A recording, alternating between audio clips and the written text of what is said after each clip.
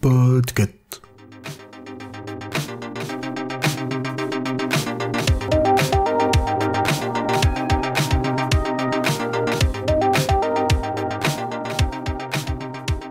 Salut, c'est Mergreen du podcast Planet of the Tapes et les darons accessoirement. Pomme m'a demandé de vous parler du Bon Apôtre. Le Bon Apôtre, actuellement et depuis le début même sur Netflix, qui est sorti en 2018, est un film de Gareth Evans. Gareth Evans, c'est notamment le réalisateur de The Raid, film d'action ultra musclé que je recommande très chaudement. Le Bon Apôtre, c'est pas pareil du tout. Mais d'abord, pourquoi je vous recommande le Bon Apôtre ?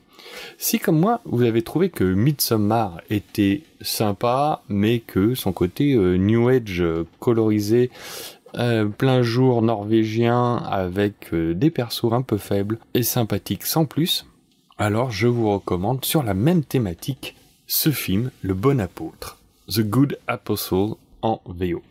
Qu'est-ce que ça raconte ?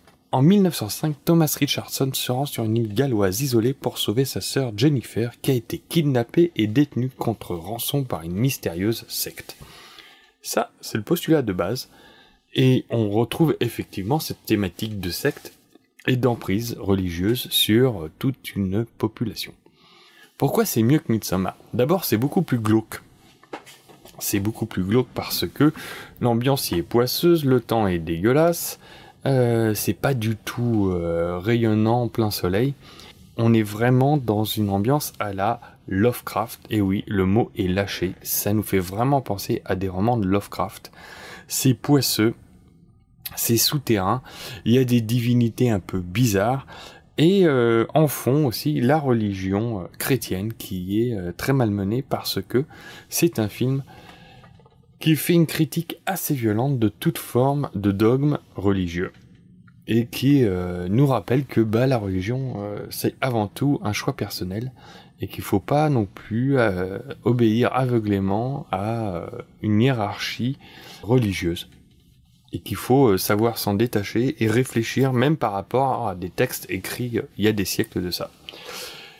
Notre héros, il se fait passer pour un adepte potentiel et on voit également toute son introduction, son intronisation dans cette communauté et la manière dont on lui demande de faire des sacrifices personnels allant même jusqu'au sang.